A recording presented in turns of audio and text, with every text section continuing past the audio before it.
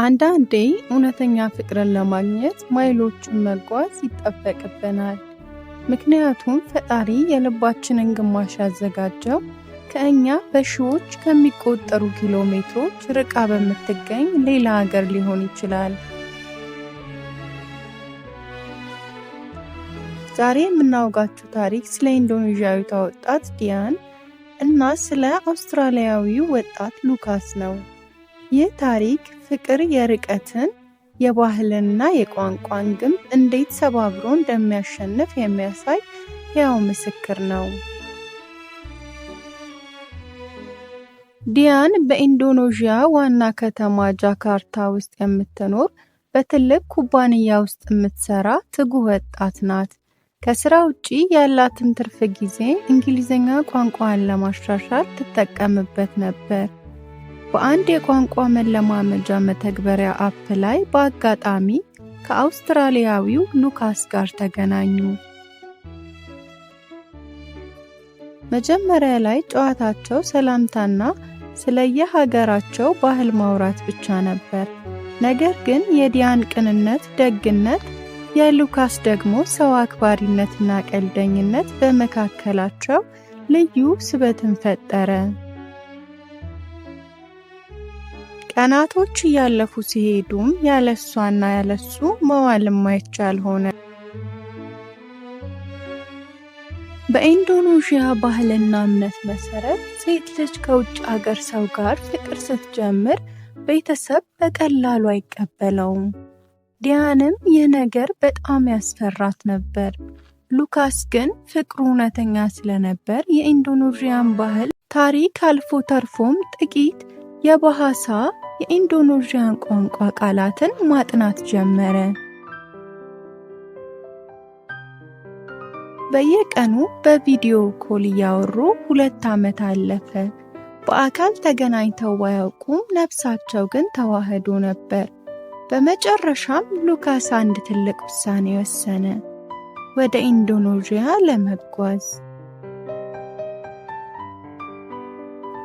ሉካስ ጃካርታ የሚገኘው ሶካራኖ ሃታ አየር ማረፊያ ሲደርስ ልቡ በኃይል ይመታ ነበር። ዲያንም በአበባ እቅፍ ይዛ እየጠበቀችው ነበር። ከ2 ዓመት የርቀት ፍቅር በኋላ ለመጀመሪያ ጊዜ በአካል ተያዩ። ሉካስ ዲያንን ሲያያት ሮጦ ሄዶ አቀፋት። በቪዲዮ ከሚያውቃት በላይ ውብና አይናፋር ሆና አገኛት። ያ ቅጽበት በቃላት የማይገለጽ የደስታ እንባ የታየበት ነበር።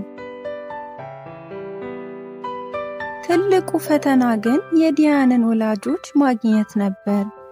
የዲያን አባት በጣም ጥብቅ ሰው ነበር።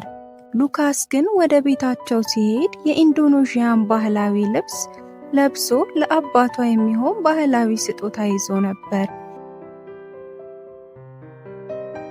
ሉካስ ለአባቷ በሃሳ ቋንቋ እየተኮላተፈ ልጃችሁን በጣም እወዳታለሁ፣ ሕይወቴን ሙሉ በሙሉ እሷን ደስተኛ ለማድረግ እኖራለሁ አላቸው።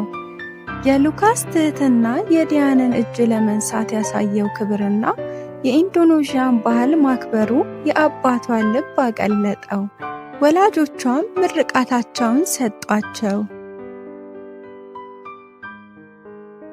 ከጥቂት ወራት በኋላ በዓለም ላይ እጅግ ውብ በምትባለዋ የኢንዶኔዥያ ባሊ ደሴት ላይ ባህላዊና ዘመናዊ አካሄድን ያቀናጀ እጅግ ድንቅ ሰርግ ተደረገ።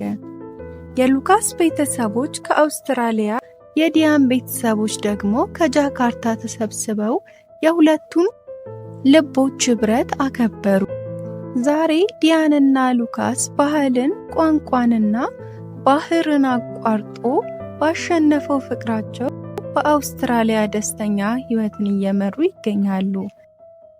እናንተስ ሎንግ ዲስታንስ ሪሌሽንሺፕ የርቀት ፍቅር ይሳካል ብላችሁ ታምናላችሁ? ሐሳባችሁን ኮሜንት ላይ አስፍሩልን። ለቻናላችን አዲስ ከሆናችሁ ሰብስክራይብ ማድረጋችሁን አትርሱ። በቀጣይ በሌላ እውነተኛ ታሪክ እስከምንመለስ ቸር ቆዩልን። ሰላም ሁኑ።